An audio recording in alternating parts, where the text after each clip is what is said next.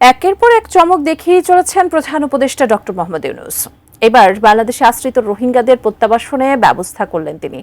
প্রথম দফায় 1,80,000 রোহিঙ্গাকে ফিরিয়ে নিতে রাজি হয়েছে মিয়ানমার।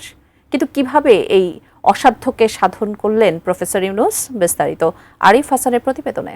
সাম্যর বছর ঈদের সময় যেন অনার বাড়ির মধ্যে তাই ইউনিটি একত্র হন এবং দাদা দাদির খবরের কাছে তাই অনেক তার সম্বর্ধনা দেন। প্রফেসর ডক্টর মোহাম্মদ ইউনূস যেন সত্যিকারের এক ম্যাজিকম্যান। দায়িত্ব গ্রহণের পর থেকেই একের পর এক চমক দেখিয়ে চলেছেন। বাংলাদেশের রাজনৈতিক ও কূটনৈতিক পরিসরে তার উপস্থিতি যেন এক নতুন মাত্রা যোগ করেছে।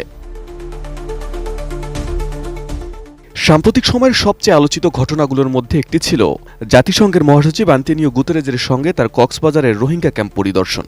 রমজানে সারাদিন সিয়াম সাধনার পর সন্ধ্যায় জাতিসংঘ মহাসচিব সহ রোহিঙ্গাদের সঙ্গে ইফতার করেন। তখন তিনি বলেছিলেন, আগামী ঈদ তারা নিজেদের দেশে পালন করবেন। আর তো কের বোঝাইতাম না চাই আর ফুয়াশা বড় হইতো স্যার দাদা দাদির খবরের পাশে, নিজের ঘরের পাশে, আত্মীয় স্বজনের পাশে ইয়ানারা নফারিস। কোয়ালিটি সম্পন্ন আন্তর্জাতিক মানের still bar CSRM, committed for better still. তবে মাস ঘুরতে না ঘুরতেই প্রফেসর ইউনূস তার কথা রেখেছেন। সম্ভবত আগামী ঈদের আগেই রোহিঙ্গাদের কিছু অংশ মিয়ানমারে ফিরতে পারবেন। কারণ বাংলাদেশে আশ্রয় নেওয়া প্রায় 8 লাখ রোহিঙ্গার মধ্যে প্রথম ধাপে 1,80,000 জনকে ফিরিয়ে নিতে রাজি হয়েছে মিয়ানমার। রোহিঙ্গা ইস্যুতে দীর্ঘদিনের অচল অবস্থার পর এটি প্রথম বড় অগ্রগতি, যা রোহিঙ্গাদের স্বদেশ প্রত্যাবর্তনের পথে এক নতুন দিগন্ত খুলে দিয়েছে।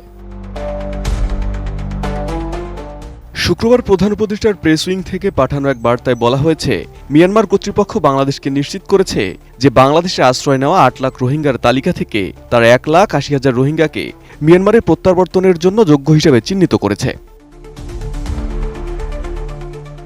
শুক্রবার বিমস্টেকের 6ষ্ঠ শীর্ষ সম্মেলনের ফাঁকে প্রধান উপদেষ্টা ডক্টর মোহাম্মদ ইউনূসের সাথে বৈঠক করেছেন মিয়ানমারের উপপ্রধানমন্ত্রী ও পররাষ্ট্রমন্ত্রী ইউ থান শোয়ে।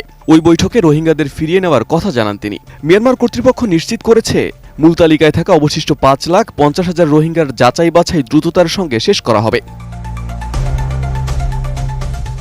রোহিঙ্গাদের প্রত্যাবর্তন শুধু বাংলাদেশের জন্য নয়, বরং পুরো দক্ষিণ এশিয়ার জন্য একটি গুরুত্বপূর্ণ ইস্যু। এতদিন ধরে আন্তর্জাতিক মহলে আলোচনার কেন্দ্রবিন্দুতে থাকলেও বাস্তবসম্মত কোনো অগ্রগতি হয়নি। কিন্তু প্রফেসর ইউনূস যেন এক নতুন আশার সঞ্চার করলেন, প্রমাণ করলেন একজন নেতা তার কাজ দিয়েই বড় হন, কথায় নয়। প্রফেসর মোহাম্মদ ইউনূস সেই সত্যিকারের নেতারই উদাহরণ হয়ে উঠেছেন। Arif Hasan, ATN news.